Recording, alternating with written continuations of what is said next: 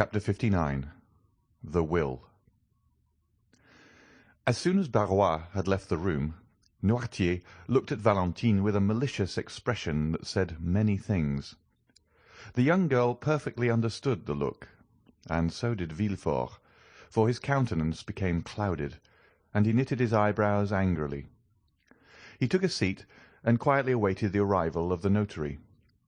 Noirtier saw him seat himself with an appearance of perfect indifference, at the same time giving a side look at Valentine, which made her understand that she was also to remain in the room. 3/4 of an hour after, Barrois returned, bringing the notary with him. "Sir," said Villefort, after the first salutations were over, "you are sent for by Monsieur Noirtier, whom you see here. All his limbs have become completely paralyzed. He has lost his voice also, and we ourselves find much trouble in endeavoring to catch some fragments of his meaning." Noirtier cast an appealing look on Valentine, which look was at once so earnest and imperative that she answered immediately. "Sir," said she, "I perfectly understand my grandfather's meaning at all times." "That is quite true," said Barrois, "and that is what I told the gentleman as we walked along." "Permit me," said the notary, turning him first to Villefort and then to Valentine, "permit me to state that the case in question is just one of those in which a public officer like myself cannot proceed to act without thereby incurring a dangerous responsibility. The first thing necessary to render an act valid is that the notary should be thoroughly convinced that he has faithfully interpreted the will and wishes of the person dictating the act. Now I cannot be sure of the approbation or disapprobation of a client who cannot speak, and as the object of his desire or his repugnance cannot be clearly proved to me, on account of his want of speech, my services here would be quite useless and cannot be legally exercised." The notary then prepared to retire. An imperceptible smile of triumph was expressed on the lips of the procureur. Noirtier looked at Valentine with an expression so full of grief that she arrested the departure of the notary. "Sir," said she, "the language which I speak with my grandfather may be easily learned, and I can teach you in a few minutes to understand it almost as well as I can myself. Will you tell me what you require in order to set your conscience quite at ease on the subject?" "In order to render an act valid, I must be certain of the approbation or disapprobation of my client. Illness of body would not affect the validity of the deed, but sanity of mind is absolutely requisite." "Well, sir, by the help of 2 signs, with which I will acquaint you presently, you may ascertain with perfect certainty that my grandfather is still in the full possession of all his mental faculties. Monsieur Noirtier, being deprived of voice and motion, is accustomed to convey his meaning by closing his eyes when he wishes to signify yes, and to wink when he means no. You know quite enough to enable you to converse with Monsieur Noirtier. Try." Noirtier gave Valentine such a look of tenderness and gratitude that it was comprehended even by the notary himself. "You have heard and understood what your granddaughter has been saying, sir, have you?" asked the notary. Noirtier closed his eyes. "And you approve of what she said? That is to say, you declare that the signs which she mentioned are really those by means of which you are accustomed to convey your thoughts?" "Yes." "It was you who sent for me?" "Yes." "To make your will?" "Yes." "And you do not wish me to go away without fulfilling your original intentions?" The old man winked violently. "Well, sir," said the young girl, "do you understand now, and is your conscience perfectly at rest on the subject?" But before the notary could answer, Villefort had drawn him aside.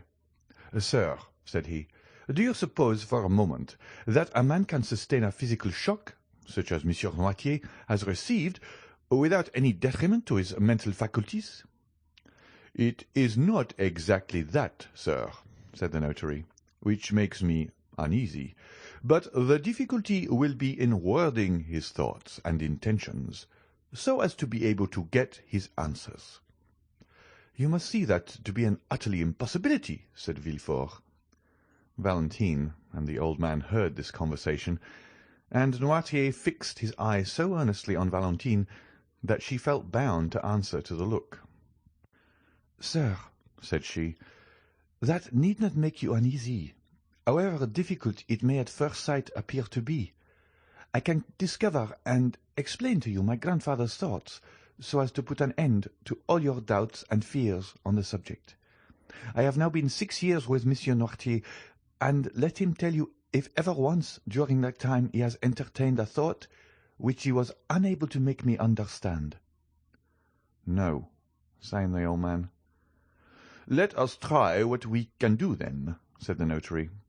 "You accept this young lady as your interpreter, Monsieur Noirtier?" "Yes." "Well, sir, what do you require of me, and what document is it that you wish to be drawn up?" Valentine named all the letters of the alphabet until she came to W. At this letter the eloquent eye of Noirtier gave her notice that she was to stop. "It is very evident that it is the letter W which Monsieur Noirtier wants," said the notary. "Wait," said Valentine, and turning to her grandfather she repeated, "Wa, we, oui." The old man stopped her at the last syllable. Valentine then took the dictionary, and the notary watched her while she turned over the pages. She passed her finger slowly down the column, and when she came to the word will, Monsieur Noirtier's eyes bade her stop. "Will," said the notary. "It is very evident that Monsieur Noirtier is desirous of making his will." "Yes, yes, yes," motioned the invalid. "Really, sir, you must allow that this is most extraordinary," said the astonished notary, turning to Monsieur de Villefort. "Yes," said the procureur, "and I think the will promises to be yet more extraordinary, for I cannot see how it is to be drawn up without the intervention of Valentine, and she may perhaps be considered as too much interested in its contents to allow of her being a suitable interpreter of the obscure and ill-defined wishes of her grandfather." "No, no, no," replied the eye of the paralytic. "What?" said Villefort. "Do you mean to say that Valentine is not interested in your will?" "No."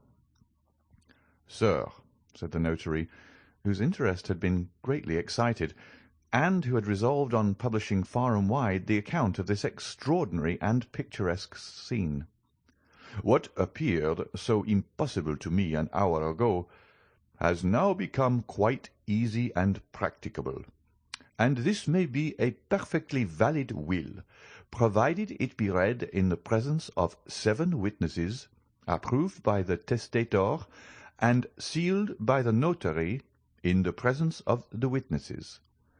As to the time, it will not require very much more than the generality of wills. There are certain forms necessary to be gone through, and which are always the same. As to the details, the greater part will be furnished afterwards by the state, in which we find the affairs of the testator, and by yourself, who, having had the management of them, can doubtless give full information on the subject. But besides all this, in order that the instrument may not be contested, I am anxious to give it the greatest possible authenticity. Therefore, one of my colleagues will help me, and, contrary to custom, will assist in the dictation of the testament. Are you satisfied, sir?"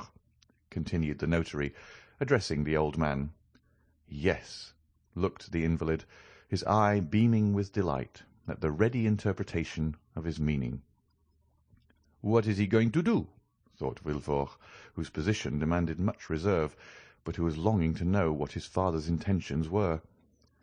He left the room to give orders for another notary to be sent, but Barrois, who had heard all that passed, had guessed his master's wishes, and had already gone to fetch one. The procureur then told his wife to come up. In the course of a quarter of an hour everyone had assembled in the chamber of the paralytic. The second notary had also arrived. A few words sufficed for a mutual understanding between the two officers of the law. They read to Noirtier the formal copy of a will, in order to give him an idea of the terms in which such documents are generally couched. Then, in order to test the capacity of the testator, the first notary said, turning towards him, "When an individual makes his will, it is generally in favour or in prejudice of some person." "Yes." "Have you an exact idea of the amount of your fortune?" "Yes." "I will name to you several sums which will increase by gradation. You will stop me when I reach one representing the amount of your own possessions." "Yes." There was a kind of solemnity in this interrogation. Never had the struggle between mind and matter been more apparent than now, and if it was not a sublime, it was at least a curious spectacle. They had formed a circle round the invalid. The second notary was sitting at a table prepared for writing, and his colleague was standing before the testator in the act of interrogating him on the subject to which we have alluded. "Your fortune exceeds 300,000 francs, does it not?" asked he. Noirtier made a sign that it did. "Do you possess 400,000 francs?" inquired the notary. Noirtier's eyes remained immovable. 500,000. The same expression continued. 600,000, 700,000, 800,000, 900,000. Noirtier stopped him at the last named sum. "You are then in possession of 900,000 francs?" asked the notary. "Yes." "In landed property?" "No." "In stock?" "Yes." "The stock is in your own hands." The look which Monsieur Noirtier cast on Barrois showed that there was something wanting which he knew where to find. The old servant left the room, and presently returned, bringing with him a small casket. "Do you permit us to open this casket?" asked the notary. Noirtier gave his assent. They opened it, and found 900,000 francs in bank scrip. The first notary handed over each note as he examined it to his colleague. The total amount was found to be as Monsieur Noirtier had stated. "It is all as he has said. It is very evident that the mind still retains its full force and vigour." Then, turning towards the paralytic, he said, "You possess, then, 900,000 francs of capital, which, according to the manner in which you have invested it, ought to bring in an income of about 40,000 livres." "Yes." "To whom do you desire to leave this fortune?" "Oh," said Madame de Villefort, "there is not much doubt on that subject. Monsieur Noirtier tenderly loves his granddaughter, Mademoiselle de Villefort. It is she who has nursed and tended him for 6 years, and has by her devoted attention fully secured the affection, I had almost said the gratitude of her grandfather, and it is but just that she should reap the fruit of her devotion." The eye of Noirtier clearly showed by its expression that he was not deceived by the false assent given by Madame de Villefort's words and manner to the motives which she supposed him to entertain. "It is, then, to Mademoiselle Valentine de Villefort that you leave these 900,000 francs?" demanded the notary, thinking he had only to insert this clause, but waiting first for the assent of Noirtier, which it was necessary should be given before all the witnesses of this singular scene. Valentine, when her name was made the subject of discussion, had stepped back to escape unpleasant observation. Her eyes were cast down, and she was crying. The old man looked at her for an instant with an expression of the deepest tenderness. Then, turning towards the notary, he significantly winked his eye in token of dissent. "What?" said the notary. "Do you not intend making Mademoiselle Valentine de Villefort your residuary legatee?" "No." "You are not making any mistake, are you?" said the notary. "You really mean to declare that such is not your intention?" "No," repeated Noirtier. "No?" Valentine raised her head, struck dumb with astonishment. It was not so much the conviction that she was disinherited that caused her grief, but her total inability to account for the feelings which had provoked her grandfather to such an act. But Noirtier looked at her with so much affectionate tenderness that she exclaimed, "Oh, grandpapa, I see now that it is only your fortune of which you deprive me. You still leave me the love which I have always enjoyed." "Ah, yes, most assuredly," said the eyes of the paralytic, for he closed them with an expression which Valentine could not mistake. "Thank you," murmured she. The old man's declaration that Valentine was not the destined inheritor of his fortune had excited the hopes of Madame de Villefort. She gradually approached the invalid and said, "Then, doubtless, dear Monsieur Noirtier, you intend leaving your fortune to your grandson, Edward de Villefort." The winking of the eyes which answered this speech was most decided and terrible, and expressed a feeling almost amounting to hatred. "No," said the notary. "Then perhaps it is to your son, Monsieur de Villefort." "No." The two notaries looked at each other in mute astonishment and inquiry as to what were the real intentions of the testator. Villefort and his wife both grew red, one from shame, the other from anger. "What have we all done, then, dear grandpapa?" said Valentine. "You no longer seem to love any of us." The old man's eyes passed rapidly from Villefort and his wife, and rested on Valentine with a look of unutterable fondness. "Well," said she, "if you love me, grandpapa, try and bring that love to bear upon your actions at this present moment. You know me well enough to be quite sure that I have never thought of your fortune. Besides, they say I am already rich in right of my mother, too rich even. Explain yourself, then." Noirtier fixed his intelligent eyes on Valentine's hand. "My hand?" said she. "Yes." "Her hand?" exclaimed everyone. "Oh, gentlemen, you see it is all useless, and that my father's mind is really impaired," said Villefort. "Ah!" cried Valentine suddenly, "I understand. It is my marriage you mean, is it not, dear grandpapa?" "Yes, yes, yes," signed the paralytic, casting on Valentine a look of joyful gratitude for having guessed his meaning. "You are angry with us all on account of this marriage, are you not?" "Yes." "Really, this is too absurd," said Villefort. "Excuse me, sir," replied the notary. "On the contrary, the meaning of Monsieur Noirtier is quite evident to me, and I can quite easily connect the train of ideas passing in his mind." "You do not wish me to marry Monsieur Franz d'Épinay?" observed Valentine. "I do not wish it," said the eye of her grandfather. "And you disinherit your granddaughter," continued the notary, "because she has contracted an engagement contrary to your wishes?" "Yes." "So that but for this marriage she would have been your heir?" "Yes." There was a profound silence. The two notaries were holding a consultation as to the best means of proceeding with the affair. Valentine was looking at her grandfather with a smile of intense gratitude, and Villefort was biting his lips with vexation, while Madame de Villefort could not succeed in repressing an inward feeling of joy which, in spite of herself, appeared in her whole countenance.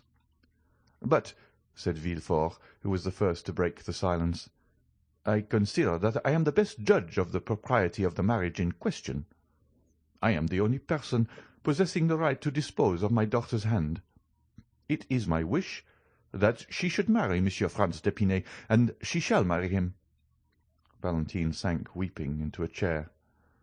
"Sir," said the notary, "how do you intend disposing of your fortune in case Mademoiselle de Villefort still determines on marrying Monsieur Franz?"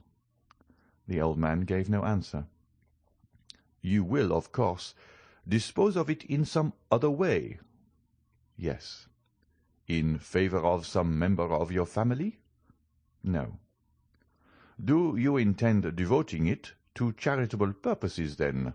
pursued the notary. "Yes." "But," said the notary, "you are aware that the law does not allow a son to be entirely deprived of his patrimony?" "Yes." "You only intend, then, to dispose of that part of your fortune which the law allows you to subtract from the inheritance of your son?" Noirtier made no answer. "Do you still wish to dispose of all?" "Yes." "But they will contest the will after your death?" "No." "My father knows me," replied Villefort. "He is quite sure that his wishes will be held sacred by me. Besides, he understands that in my position I cannot plead against the poor." The eye of Noirtier beamed with triumph. "What do you decide on, sir?" asked the notary of Villefort. "Nothing, sir.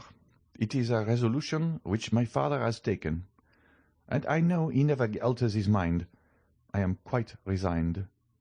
These 900,000 francs will go out of the family in order to enrich some hospital, but it is ridiculous thus to yield to the caprice of an old man, and I shall therefore act according to my conscience."